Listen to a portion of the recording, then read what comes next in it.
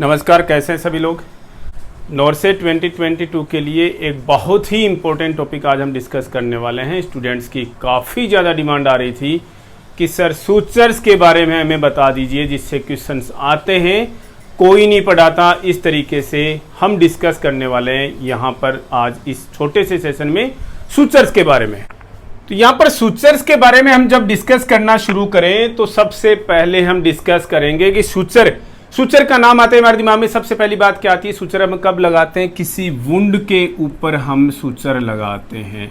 अब वुंड की आपको डेफिनेशन अब एग्जाम्स के हिसाब से इतनी ज़्यादा इंपॉर्टेंट नहीं है, लेकिन फिर भी हम थोड़ा सा डिस्कस करेंगे। वुंड का मतलब क्या है? कोई भी टिश्यू है उसको अगर इंजुरी हो गई तो उसकी कंटिन्यूटी में जो भी डिसरप्शन आ गया, जो भी इंटरप्शन आ गया, वही क्या है? वुंड कहलाता है।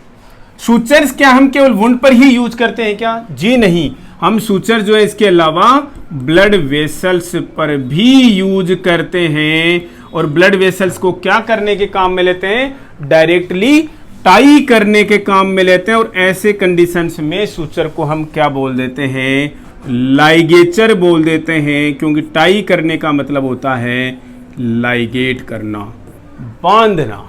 समझ पा रहे हैं? तो ये तो सिंपल सी डेफिनेशन थी वुंड की, लेकिन यहां से ही एग्जाम्स में एक दो टर्म्स जो हैं वो और आ जाते हैं। एक टर्म क्या है? Wound dehiscence. सब बच्चों ने नाम सुना होगा। वुंड डेहिसेंस का मतलब क्या है? ये देखिए सूचर लाइन है, यानी कि इंसिजन दिया गया है इस लाइन पे और फिर क्या लगा दिए गए? यहां पर सूचर्स लगा दिए गए। समझ रहे हैं आप? यहां पर इस सूचर लाइन का क्या हो जाना? फट जाना। समझ रहे हो आप? इस सूचर लाइन का फट जाना ही, यानी कि रप्चर हो जाना ही क्या कहलाता है? वुंड डेहिसेंस कहलाता है। समझ रहे हो? कोई भी वुंड का इस इंसिजन या सूचर लाइन के अलोंग ही रप्चर हो जाना क्या कहलाएगा?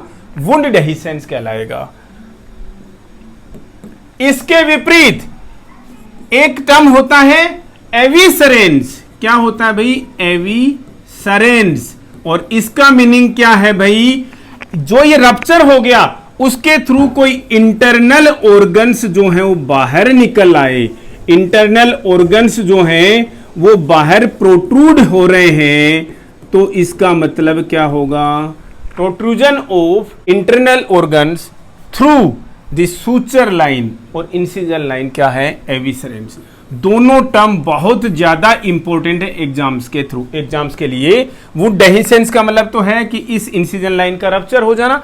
अगर रप्चर होने के बाद में इंटरनल ऑर्गन्स बाहर निकल आए, इसके थ्रू बाहर दिख रहे हैं, प्रोट्रूड हो रहे हैं, निकल कर बाहर नजर आ रहे हैं आपको, तो उसको हम बोलते हैं एविसरेंस। ये तो दो टर्म आप दिमाग में रखना। अब चलेंगे हमारे सबसे इंपॉर्टेंट टॉपिक जिसका हम डिस्कशन यहां पर कर रहे हैं, सूचर। सूचर का मीनिंग क्या होता है? सिंपली ये कोई ना कोई क्या है? धागा है। क्या है भाई? ये कोई ना कोई धागा है। सूचर का मतलब ही क्या है? टांका लगाने वाला, सिलने वाला, सिलाई वाला धागा। तो क्या जिससे हम कपड़े सिलते हैं वही धागा क्या? जी वही धागा, लेकिन यहां पर थोड़ा सा स्पेशल। धागा वैसा ही लेकिन स्पेशल। हम उसको सूचर क्यों बोल देते हैं, हम ये सब कुछ यहां पर डिस्कस करेंगे। अब आप बोलोगे कि साहब आप जो कपड़े सिल रखे हैं उस धागे को सूचर बोलते हैं क्या? वही धागा यूज करते हैं? तो ये ऐसी बात नहीं है, लेकिन वो ऐसा ही कोई ना कोई धागा है जिससे टिश्यू को सिला जा रहा है, किसी ब्लड वेसल को लाइगेट किया जा रहा है। समझ पा रहे हैं आप इस चीज को? अब दूसरी चीज, ऐसा कोई भी धागा जिससे हम किसी वुंड को क्लोज करने में काम में लेते हैं, वुंड के क्लोजर के लिए काम में लेते हैं, या फिर किसी ब्लड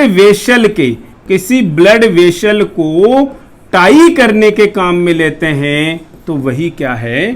सूचर है। सूचर कैसा होना चाहिए? बहुत इंपॉर्टेंट चीज है। सूचर क्या है? सूचर की कोई ना कोई कैरेक्टरिस्टिक होती है। सूचर कैसा होना चाहिए? एग्जाम में पूछ सकता है कि भाई सूचर की कैरेक्टरिस्टिक्स इनमें से कौन सी नहीं है, इसलिए हम यहां पर डिस्कस करने जा रहे हैं। सूचर की सबसे बड़ी विशेषता क्या होनी चाहिए? उसकी टेंसाइल स्ट्रेंथ जो है वो क्या होनी चाहिए? ज्यादा होनी चाहिए। टेंसाइल स्ट्रेंथ क्या होनी चाहिए? हाईएस्ट होनी चाहिए। टेंसाइल स्ट्रेंथ का मतलब हम उसको टेंशन दे। टेंशन कैसे दे सकते हो आप? सूचर को दबा करके तो दे नहीं सकते, दबाने से भी होता है, लेकिन दबाने से मतलब नहीं। यहां पर आप किसी सूचर को खींचोगे तो उसके ऊपर टेंशन जनरेट होगी और उस कंडीशन में वो टूटे नहीं। इसका मतलब ऐसा तो नहीं टूटते नहीं धागा, जहां पर जो टिश्यू के हिसाब से जितना उसके ऊपर टेंशन आती है उसके ऊपर हिसाब से टिश्यू उसके हिसाब से सूचर जो टूटना नहीं चाहिए। इसका मतलब ये जो टेंसाइल स्ट्रेंथ जो है उसकी वो ज्यादा से ज्यादा होनी चाहिए। अब आपके दिमाग में आ रहा होगा कि साहब इसको तो इलास्टिसिटी बोलते हैं। इलास्टिसिटी ये कैरेक्टरिस्टिक को नहीं बोलते। इलास्टिसिटी होती है आप किसी रबर को खींचो और उसको छोड़ दो तो अपनी प्रीवियस पोजीशन में, ओरिजिनल पोजीशन में वो वापस आ जाए, ओरिजिनल स्टेट में वो वापस आ जाए, उसे हम कहते हैं इलास्टिसिटी। तो ये तो क्या है, टेंसाइल स्ट्रेंथ, कितनी टेंशन जो है वो सहन कर सकता है कोई सूचर।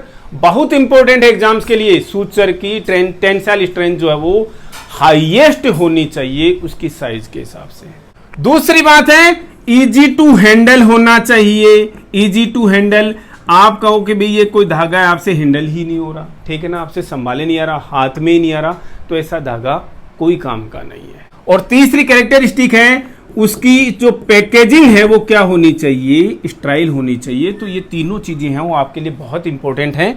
टेंसाइल स्ट्रेंथ हाईएस्ट होनी चाहिए, इजी टू हैंडल होना चाहिए और स्टाइल पैकेजिंग होनी चाहिए।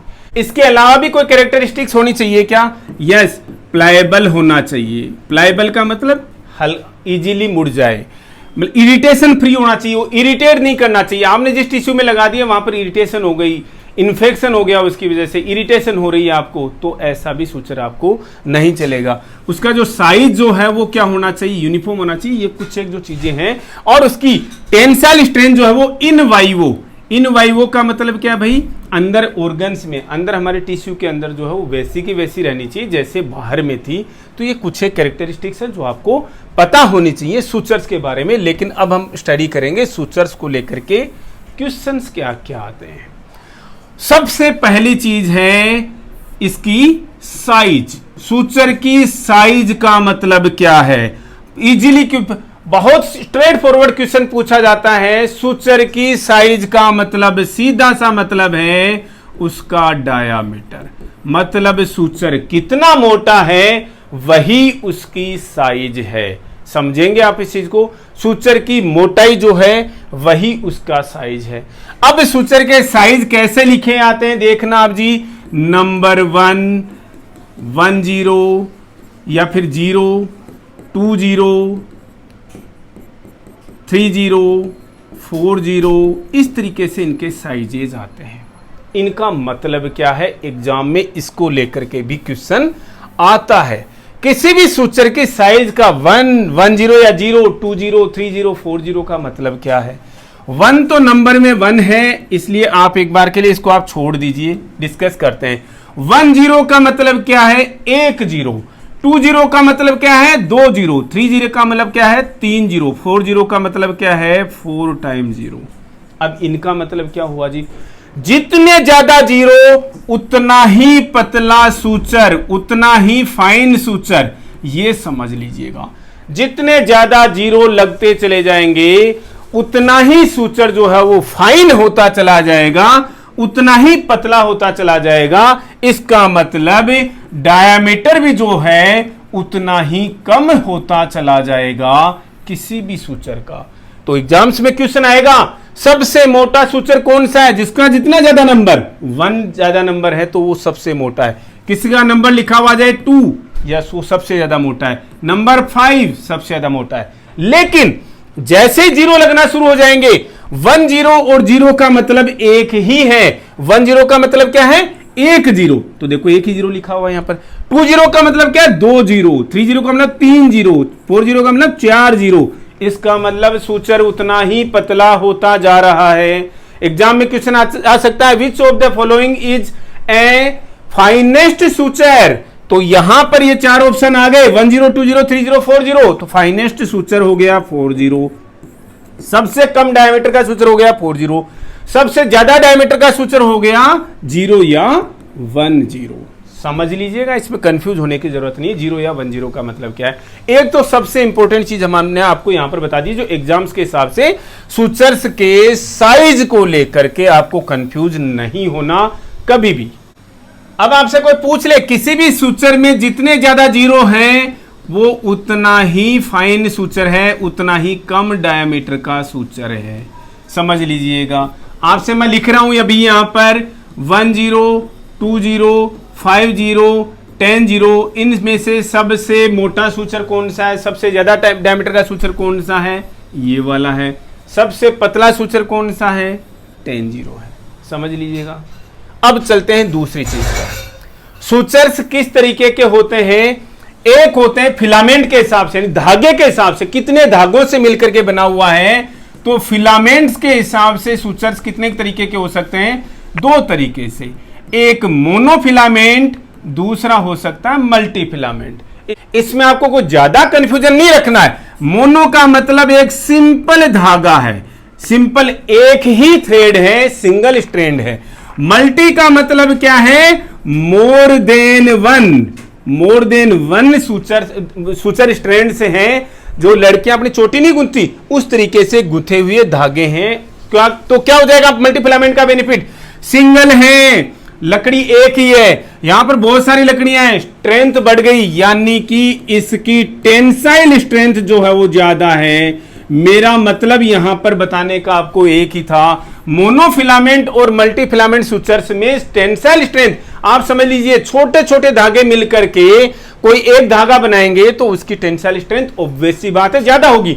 अगर कोई मोनोफिलामेंट मोटा भी होगा सूचर लेकिन अकेला धागा है तो उसकी टेंसाइल स्ट्रेंथ क्या होगी, कम होगी। ये दूसरी चीज आप दिमाग में रख लीजिएगा। अब एक चीज और दिमाग में रखिए, मोनोफिलामेंट सिंपल सूचर है, एक ही धागा है, तो इस धागे को और जो गुथा हुआ है, अब आप अंदाज लगा लीजिए किसी भी लड़की की चोटी से और एक सिंपल ऐसे जो रस्सी है बंधी हुई, उसमें से ज्यादा दिक्कत किसको होगी, टिश्यू से निकलते समय। आप उसको पतला मान लीजिए, मोनोफिलामेंट सूचर जो है वो इजीली टिश्यू से पास हो जाएगा। मल्टीफिलामेंट सूचर को टिश्यू से पास होने में क्या होगी, दिक्कत होगी। इसलिए क्या ऐसा ही यूज होता है क्या, जी नहीं। इसलिए इन सूचर से को कोट कर दिया जाता है किसी भी केमिकल से, कोटिंग करके उसको अंदर से तो मल्टीफिलामेंट है लेकिन बाहर से नजर आएगा आपको कि एक ही धागा है। डिस्कस करेंगे अभी हम। अब देखेंगे absorbable versus non absorbable sutures. मतलब मीनिंग सबको समझ में आता है कि एब्जॉर्बेबल का मतलब क्या है, जो धागे क्या हो जाते हैं, डिजोल्व हो जाते हैं टाइम के साथ में। ये धागे दो क्या है, डिजोल्व नहीं होते। लेकिन क्या कोई टाइम लिमिट है क्या, यस टाइम लिमिट है। यानी जो धागे 60 से 70 दिन के अंदर डिजोल्व हो जाते हैं वो धागे एब्जॉर्बेबल हैं। जो धागे 60 से 70 दिन तक चल जाते हैं, मोर देन 60 to 70 डेज तक रह जाते हैं, जैसे 100 डेज के अंदर डिजोल्व हो जाए, हालांकि होते नहीं है, लेकिन जो धागे बॉडी के अंदर टिश्यू के अंदर 60 से 70 दिन से ज्यादा रिटेन रह जाते हैं वो सारे के सारे नॉन एब्जॉर्बेबल सूचर्स हैं। अब एक चीज दिमाग में रखिएगा, 60 से 70 दिन के अंदर जो धागा जो सूचर डिजोल्व हो गया, एब्जॉर्ब हो गया, वो एब्जॉर्बेबल है। जो 60 से 70 दिन से ज्यादा चल गया, एब्जॉर्ब नहीं हुआ, वो नॉन एब्जॉर्बेबल सूचर है। एक सिंपल सी डेफिनेशन। लेकिन क्या सारे के सारे एब्जॉर्बेबल सूचर्स 60 से 70 दिन तक रहते हैं क्या, जी नहीं।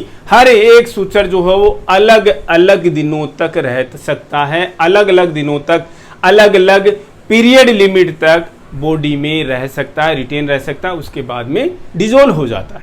अब जो एब्जॉर्बेबल सूचर्स डिजोल्व हो जाते हैं बॉडी के अंदर, वो कैसे डिजोल्व होते हैं, कोई ना कोई एंजाइमेटिक एक्शन से, यानी एंजाइमेटिक एक्शन से, एंजाइमेटिक रिएक्शन से। और एंजाइमेटिक रिएक्शंस कैसी होती हैं, पानी में घोल करके, मतलब हाइड्रोलाइजेशन से उनको डिजोल्व करती हैं। यानी पानी में घोल करके उन सूचर्स को एब्जॉर्ब कर लेना, डिजोल्व करा देना ही क्या है, वो एंजाइमेटिक रिएक्शन जो है वो हाइड्रोलाइजेशन है। पानी में घोल करके उन सूचर्स को डिजोल्व करा देना। एग्जाम्स का इंपॉर्टेंट क्वेश्चन है अगेन कि किस तरीके से एब्जॉर्ब हो जाते हैं, हाइड्रोलाइजेशन से, एंजाइमेटिक रिएक्शन से, समझिएगा। अब हम यहां पर डिस्कस करेंगे एब्जॉर्बेबल सूचर्स में कौन कौन से सूचर्स हैं जो कि इंपॉर्टेंट और एग्जाम्स के अंदर आते हैं। सबसे पहला सूचर हम लेंगे कौन सा, कैटगट। अब कैटगट तो भाई किसी ब्रांड का नाम है, एक्चुअल में इसका नाम क्या होता है, सर्जिकल गट, सर्जिकल गट। अब गट का मतलब क्या होता है भाई, इंटेस्टाइन, गट का मतलब इंटेस्टाइन। थोड़ा जल्दी से पढ़ेंगे ताकि आप लोगों को कम टाइम में ज्यादा चीजें मिल पाए। गट का मतलब इंटेस्टाइन, इसका मतलब इन सूचर्स का रिलेशन कहीं ना कहीं गट से है, इंटेस्टाइन से।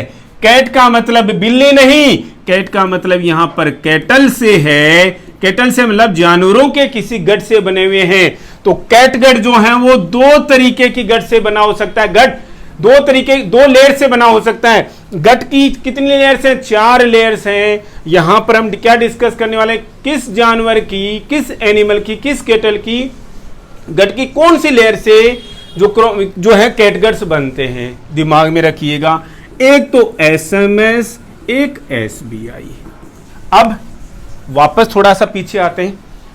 क्या आते हैं कि या तो कैटगट जो है या तो किससे, शीप की इंटेस्टाइन से बना होता है या फिर बोवाइन इंटेस्टाइन से बना होता है। अब इस शीप की तो इंटेस्टाइन की कौन सी लेयर है, बोवाइन के इंटेस्टाइन की कौन सी लेयर है, यह आपको पता होना चाहिए। मैंने क्या लिखा यहां पर एसएमएस, सब म्यूकोसा शीप।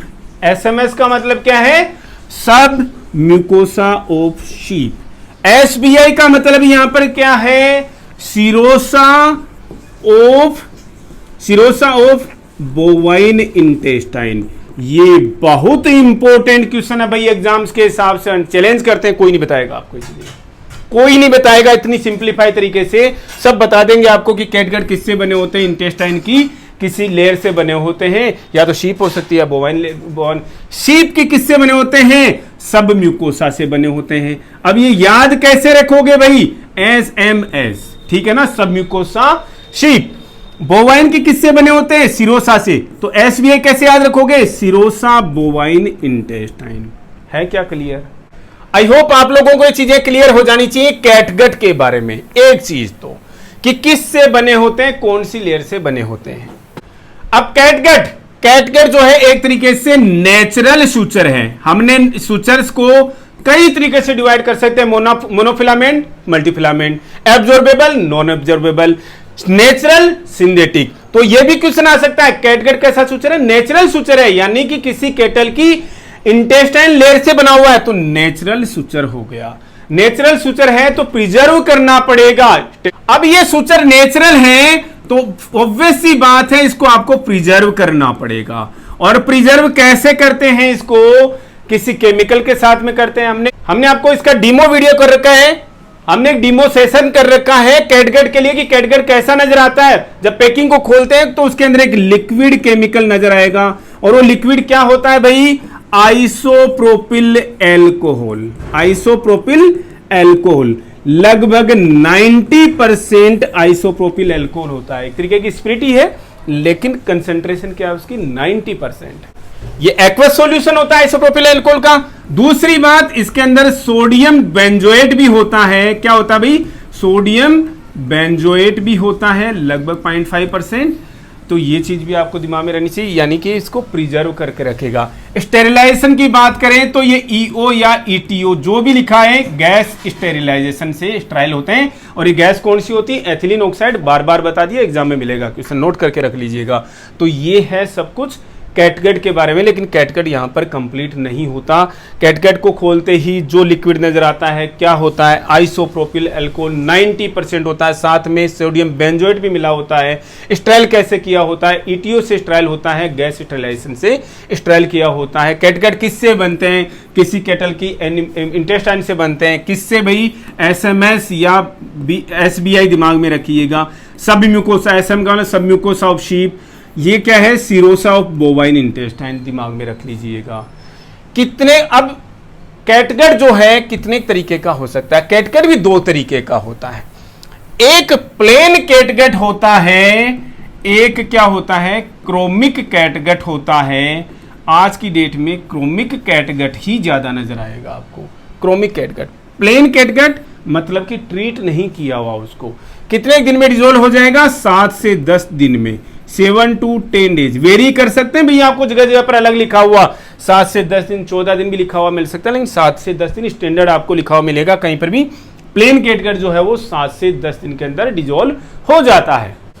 लेकिन क्रोमिक कैटगट का मतलब क्या है? ये क्रोमिक एसिड के सॉल्ट्स से, क्रोमिक एसिड के सॉल्ट्स से ट्रीट किया हुआ सूचर है। सूचर वही है, धागा वही है कोलेजन प्रोटीन का जो इंटेस्टाइन लेयर है उसका, लेकिन क्रोमिक एसिड के सॉल्ट से उसको ट्रीट कर दिया। तो क्यों ट्रीट किया हमने?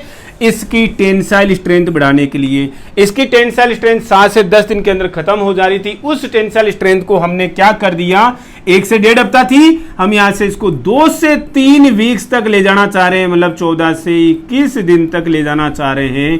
इसके लिए हमने क्रोमिक कैटगट बनाया। क्रोमिक एसिड के सोल्ट से उसको ट्रीट करके क्रोमिक कैटगट बनता है। अब इसकी टेंसाइल स्ट्रेंथ भी क्या हो गई भाई? ज्यादा बढ़ गई, लेकिन टिश्यू रिएक्शन जो है उसकी बजाय में कंपैरेटिवली ज्यादा हो जाता है। टिश्यू इन्फ्लेमेशन जो ज्यादा कोज करता है, वैसी बात है, कोई ना कोई साइड इफेक्ट भी होगा। कॉमन नहीं है, लेकिन अगर आपको कोई पूछ ले प्लेन कैटगट और क्रोमिक कैटगट में ज्यादा टिश्यू इन्फ्लेमेशन किसका है, ज्यादा टेंसाइल स्ट्रेंथ भी इसी की है, ज्यादा इन्फ्लेमेशन भी, टिश्यू इन्फ्लेमेशन भी यही कोज करेगा। कौन? Chromic catgut. साइज वगैरह सेम वैसे ही है जो भी हमने बताई, 10, 20, 30, 40, इसी तरीके से। अब यहां पर हमने एक सूचर जो कि एब्जॉर्बेबल है और नेचुरल है वो हमने पढ़ लिया है। दूसरा सूचर क्या है भाई? वाइक्रिल। वाइक्रिल भी अगेन ब्रांड नेम है। पहली चीज तो दिमाग में रखिएगा, किसी ब्रांड का नेम है। अभी हम डिस्कस करेंगे कि भाई किस चीज से बना होता है, ये ब्रांड का नेम है। दूसरी बात, नेचुरल है या सिंथेटिक है? कैटगट नेचुरल सूचर था, लेकिन वाइक्रिल जो है वो क्या है भाई? सिंथेटिक सूचर है। बहुत सिंपल सा क्वेश्चन है, इंपॉर्टेंट है, दिमाग में रखना है। वाइक्रिल क्या होता है? सिंथेटिक सूचर होता है। क्लियर है? अब सिंथेटिक है तो वो केमिकल से बना हुआ कोई ना कोई, तो केमिकल का नाम क्या है? PGA। कुछ भी लिखा हुआ मिल जाए आपको, अलग अलग जगह पर अलग अलग चीजें, इसका जो केमिकल नेम हो अलग अलग लिखा हुआ मिल सकता है। PGA के नाम से दिमाग में रखना पॉलीगैलेक्टिन, या तो पॉलीगैलेक्टिन या फिर पॉलीग्लाइकोलिक एसिड। पॉलीग्लाइकोलिक एसिड। अब वाइक्रिल भी हम दो तरीके के 910 और 370। वाइक्रिल 910 का मतलब क्या है भाई? इसके अंदर एक तो 90% है कुछ, एक 10% है। 90% ग्लाइकोलाइड है, 10% जो है वो एल-लैक्टाइड है। हमें नहीं लगता कि एग्जामिनर इतना ज्यादा आपसे पूछने ने जा रहा है। आपको इसमें जो कॉमन चीज है वो PGA, पॉलीग्लैक्टिन या पॉलीग्लाइकोलिक एसिड जो है वो दिमाग में रखना है। दूसरा पॉइंट, वाइक्रिल की टेंसाइल स्ट्रेंथ कितने दिनों के लिए मेंटेन रहती है टिश्यू के अंदर? ये है 56 से 70 दिन। कितना है भाई? 56 से 70 दिन। हफ्ते भी दिमाग में रख लीजिएगा, 7 से डिवाइड करोगे तो 8 से 10 हफ्ते तक का, 8 से 10 सप्ताह तक, वीक्स तक इसकी टेंसाइल स्ट्रेंथ, यानी कि इतने दिन तक ये टिश्यू में रहेगा, इसके बाद में ही एब्जॉर्ब होगा। 70 दिन तक इसको कुछ भी नहीं होगा, इसकी टेंसाइल स्ट्रेंथ मेंटेन रहेगी, इसके बाद में एब्जॉर्ब होना शुरू हो जाएगा। समझ रहे हो आप? तो 56 से 70 दिन तक ये एब्जॉर्ब, 56 से 70 दिन तक जो है ये टिश्यू के अंदर रह सकता है। अब इसको देखते हैं, ये मोनोफिलामेंट होता है यानी सिंगल धागा है या मल्टी फिलामेंट है? ये मोनोफिलामेंट नहीं होता, ये ब्रेडेड होता है। ब्रेडेड का मतलब होता है लड़कियों की चोटी जिस तरीके से गुथी हुई होती है उस तरीके से गुथा हुआ होता है। मल्टी फिलामेंट है, इसका मतलब क्या भाई? Multi filament. मल्टी फिलामेंट है तो टिश्यू से निकलते समय दिक्कत आएगी तो क्या करते हैं? इसको कोट कर देते हैं, किसी केमिकल से क्या कर दिया जाता है? कोटिंग कर दी जाती है। तो यहां पर अब एक चीज दिमाग में रखिएगा, हमने किसके बारे में? कैटगट के बारे में नहीं बताया। नेचुरल सूचर तो बता दिया। मोनोफिलामेंट था या मल्टीफिलामेंट था? एक ही धागा होता है, मोनोफिलामेंट होता है। वाइक्रिल जो कैसे होते हैं? मल्टीफिलामेंट होते हैं, ब्रेडेड सूचर है, गुथा हुआ सूचर है, फिर किसी कोटिंग करके किसी केमिकल से एक कर दिया जाता है, लगभग कैल्शियम स्टीरेट से किया जाता है। इतना इंपॉर्टेंट नहीं है, लेकिन इंपॉर्टेंट क्या हो जाता है? टिश्यू के अंदर रहेगा, इंफेक्शन के चांसेज है, क्योंकि ब्रेडेड सूचर है। ब्रेडेड सूचर में इंफेक्शन के चांसेज उतने ही ज्यादा हो जाते हैं। तो किसी केमिकल से ट्रीट किया होता है और उस केमिकल का नाम क्या होता है भाई? ट्राइक्लोसन। ट्राइक्लोसन से इनको ट्रीट किया हुआ होता है। गूगल नॉलेज नहीं है भाई, बहुत इंपॉर्टेंट चीजें, इसलिए आपको पता भी होनी चाहिए। किसके बारे में? कैटगट के बारे में। कितना? 3-4 चीजें। सिंथेटिक सूचर है, ब्रेडेड है सूचर, ठीक है, सिंथेटिक हो गया, ब्रेडेड हो गया। रिटेन कितना टाइम तक रहेगा? 56 से 70 दिन तक रहेगा, मतलब 8 से 10 हफ्ते तक रहेगा। सिंथेटिक था, इसका मतलब किससे बना? पीजीए, पॉलीग्लाइकोलिन या पॉलीग्लाइकोलिक एसिड से बना हुआ है। दो तरीके के आते हैं भी, 910 और 370, ठीक है। 910 का मतलब क्या है? कुछ 90% कुछ है ग्लाइकोलाइड है, 10% क्या है? एलेक्टाइड है। इतना दिमाग में नहीं रखना है। किससे ट्रीट किया होता है? एंटीबैक्टीरियल एजेंट से ट्रीट किया होता है, उसका नाम क्या है? ट्राइक्लोसन है। किसके अगेंस्ट में काम करता है? ये स्टेफ ओरियस के अगेंस्ट में काम करता है, ठीक है। ये चीजें आपको किसके बारे में? वाइक्रिल के बारे में आपको पता होनी चाहिए। अब हम एक सूचर और पढ़ेंगे यहां पर। क्या पढ़ते जा रहे हैं भाई? हम एब्जॉर्बेबल पढ़ रहे हैं, तो एक सूचर और पढ़ेंगे। क्या है जी? मोनोक्रिल। मोनोक्रिल कैसा सूचर है? सिंथेटिक है या नेचुरल है? सिंथेटिक सूचर है। सबसे पहली बात, नेचुरल में क्या है? अभी तक हमारे पास में एब्जॉर्बेबल में केवल कैटगट पढ़ा अभी तक हमने। तो मोनोक्रिल भी क्या है? सिंथेटिक सूचर है। सिंथेटिक सूचर का मतलब किसी ना किसी केमिकल से बना है, तो उस केमिकल का नाम भी आपको पता होना चाहिए। और ये केमिकल होता है पॉलीग्लाइकाप्रोन। पॉलीग्लाइकाप्रोन। और ये एक्चुअल में किसी पॉलीमर का नाम बता दिया। ये भी एक्चुअल में किससे मिलकर के बना होता है? पॉलीग्लाइकाप्रोन। ये बना होता है ग्लाइकोलाइड, जो किसके अंदर होता है? वाइक्रिल के अंदर भी होता है, पीजीए के अंदर। ग्लाइकोलाइड पढ़ा हमने, 90% ग्लाइकोलाइड प्लस एप्सिलोन कैप्रोलेक्टोन। ये इतना तो आपको दिमाग में रखने की जरूरत नहीं है फिलहाल ना, थोड़ा सा दिमाग में रहेगा तो चीजें आइडिया रहेंगी। मोनोक्रिल सिंथेटिक सूचर है, पॉलीग्लाइकाप्रोन से बना होता है। पॉलीग्लाइकाप्रोन भी क्या चीज है? पॉलीमर है, दो से ज्यादा चीजों से मिलकर के बना होता है। क्या है? ग्लाइकोलाइड। कैप्रोन का मतलब है कैप्रोलेक्टोन, एप्सिलोन कैप्रोलेक्टोन से बना होता है। इतना चीज दिमाग में रख सकते हैं। दूसरी चीज, सिंथेटिक तो हो गया, मोनोफिलामेंट है या फिर मल्टीफिलामेंट है। ये मोनोफिलामेंट होता है, मल्टीफिलामेंट नहीं होता। और इसका भी एग्जाम्स के अंदर क्या क्वेश्चन आता है इसको लेकर के? इस सूचर को किस लिए काम में लेते हैं? देखिए, अलग अलग सूचर्स का अलग अलग काम है। हमने यहां पर वाइक्रिल के लिए काम नहीं पढ़ा, अभी हम आपको लाइव डेमो में बता देंगे चीजें। लेकिन मोनोक्रिल का जो क्वेश्चन आता है एग्जाम्स में, वो क्या आता है? सब क्यूटिकुलर स्किन लगाने के लिए, सब क्यूटिकुलर सूचर्स लगाने के लिए सबसे परफेक्ट सूचर, सुटेबल सूचर क्या है? मोनोक्रिल। सब क्यूटिकुलर का मतलब जो सूचर बाहर से नजर नहीं आता, स्किन में लगाया किसी ने? सब क्यूटिनियस सूचर्स कभी देखें? बताएंगे हम आपको नेक्स्ट टाइम, जैसे ही नेक्स्ट जो भी ड्यूटी होगी हमारी उसके अंदर लाइव आपको बताएंगे। अब की बार डिमो दे देंगे सब क्यूटिकुलर सूचर जो हो कैसे लगते हैं। उसके लिए सबसे सुटेबल सूचर है मोनोक्रिल, और मोनोफिलामेंट होता है। सिंथेटिक है या नेचुरल है? सिंथेटिक सूचर है। एब्जॉर्प्शन टाइम इसका भी दिमाग में रखना, कितना भाई? 2 वीक्स या फिर 14 डेज पता होना चाहिए। आज का सेशन लंबा होता जा रहा है, इसलिए हम केवल एब्जॉर्बेबल ही पढ़ने वाले हैं। एब्जॉर्बेबल में एक सूचर और पढ़ेंगे, और वो सूचर क्या है भाई? पीडीएस। पीडीएस का मतलब क्या है? Polydioxanone. समझ में आ रहा है? पॉली डाई ऑक्जेनॉन, ऑब्वियस सी बात है, कोई केमिकल है, इसका मतलब क्या है? ये भी सिंथेटिक सूचर है। एब्जॉर्बेबल में अभी तक हमने केवल एक सूचर नेचुरल पढ़ा, और वो है कैटगट। बार बार रिपीट कर रहे हैं ताकि आप लोगों को पता लग जाए कि नेचुरल सूचर और सिंथेटिक सूचर कौन कौन से हैं। सिंथेटिक सूचर है कौन? पीडीएस। क्वेश्चन क्या आ जाता है इनमें से? ये पॉलिस्टर सूचर कौन सा है भाई? ये पॉलिस्टर है। पॉलिस्टर के कपड़े नहीं आते हमारे, तो ये पॉलिस्टर है। कौन? पीडीएस सूचर जो है वो एक तरीके का पॉलीमर है, पॉलिस्टर सूचर है। Absorbable, non absorbable. एब्जॉर्बेबल में पढ़ रहे हैं सेम, इसका भी वही टाइम है, कितना? 14 डेज। हमने यहां पर आपकी एग्जाम्स के हिसाब से जितने सूचर्स आते हैं एब्जॉर्बेबल में उतने यहां पर पढ़ लिए हैं।